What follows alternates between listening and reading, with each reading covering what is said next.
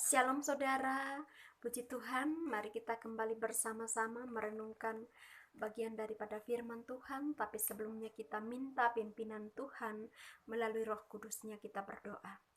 Bapa, kami sungguh bersyukur untuk segala bentuk kebaikan dan kemurahan-Mu yang terus kami alami hingga hari ini. Terima kasih Tuhan untuk segala kebaikan-Mu. Saat ini kami rindu untuk kembali mendengarkan firman-Mu sebagai dasar daripada kekuatan kami.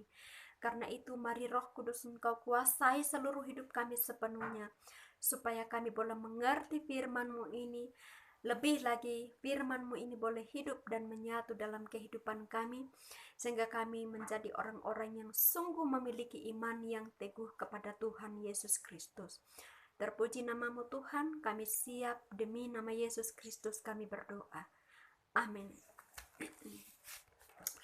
Firman Tuhan yang akan kita dengarkan bersama saudara, yaitu terambil dalam Matius pasal 15 ayat yang ke-21 sampai ayat yang ke-28. Firman Tuhan, judul perikop dari pembacaan kita adalah Perempuan Kanaan yang Percaya.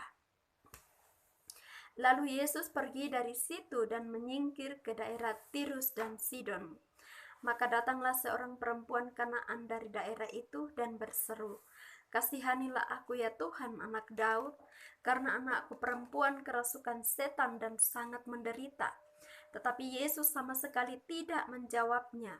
Lalu murid-muridnya datang dan meminta kepadanya, "Suruhlah ia pergi, ia mengikuti kita," dengan berteriak-teriak. Jawab Yesus, "Aku diutus hanya kepada domba-domba yang hilang dari umat Israel." Tetapi perempuan itu mendekat dan menyembah Dia sambil berkata, "Tuhan, tolonglah aku." Tetapi Yesus menjawab, "Tidak patut mengambil roti yang disediakan bagi anak-anak dan melemparkannya kepada anjing."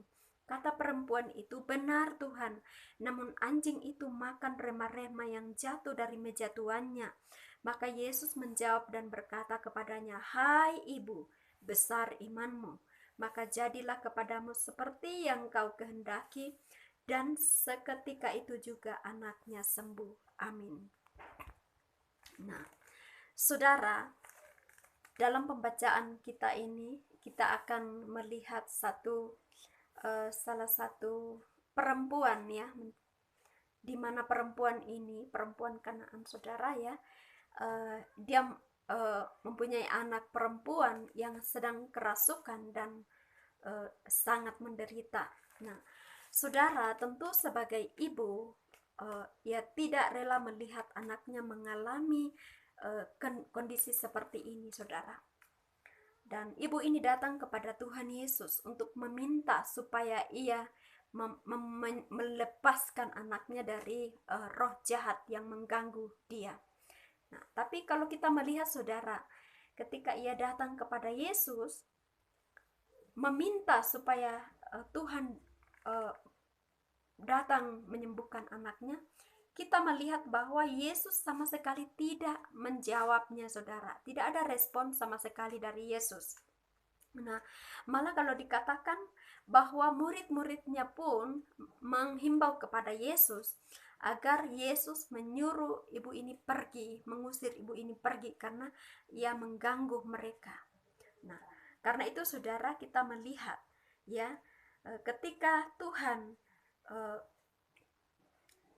berkata saudara kepada ibu ini bahwa ia hanya diutus bagi orang-orang pilihan saja, umat-umat Israel ya. Perempuan orang Kanaan ini tidak tergolong daripada apa yang menjadi misi Yesus ini, saudara ya. Perempuan ini tidak menghiraukan, saudara ya, tidak menghiraukan apa yang Yesus katakan. Malah kalau dikatakan di ayat yang ke-25, perempuan ini malah datang mendekat dan menyembah kepada Yesus, saudara ya. Dan dia katakan, "Tuhan, tolonglah saya." Dan apakah Yesus serta menjawab ketika perempuan ini datang memohon-mohon kepadanya, saudara? Tidak. Apa yang Yesus lakukan? Yesus malah mengatakan, saudara, tidak patut untuk mengambil roti yang disediakan bagi anak-anak dan melemparkannya kepada anjing. Bayangkan, oh luar biasa, ibu ini disamakan sama seperti anjing, saudara. Dan apakah ibu ini menyerah? Tidak sama sekali, saudara. Bayangkan perjuangan seorang ibu untuk mencapai apa yang dia inginkan tidak membuatnya putus asa, saudara, tetapi ia terus berusaha. Sehingga, saudara, apa yang dilakukan Yesus ketika melihat respon daripada ibu ini yang walaupun disamakan, disejajarkan dengan anjing, saudara, tetapi ia tidak peduli. Karena apa? Ia mengharapkan belas kasihan daripada Yesus, karena dia tahu Yesus sanggup memberikan itu, saudara. Sehingga apa yang terjadi? Kalau kita melihat di ayat yang ke-28, maka Yesus menjawab dan berkata kepadanya, "Hai ibu, besar imanmu, maka jadilah kepadamu seperti apa yang engkau kehendaki." Dan apa yang terjadi? Apa yang menjadi kerinduan daripada ibu ini terjadi, saudara. Anaknya dibebaskan dari roh yang mengikat dia, dari roh yang menyiksanya, saudara. Berapa banyak di antara kita, saudara, yang ketika kita memiliki pergumulan, kita datang kepada Tuhan, dan Tuhan seakan-akan tidak menjawab. Kita mulai menyerah, dan kita mulai mengambil satu keputusan bahwa Tuhan tidak mendengar. Seperti halnya dengan ibu ini, saudara.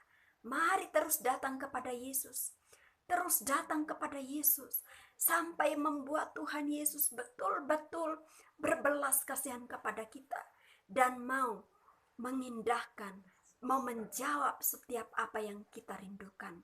Maka percayalah, saudara, Tuhan akan menjawab, bahwa tidak ada satupun perkara yang tidak mungkin bagi kita kalau kita percaya.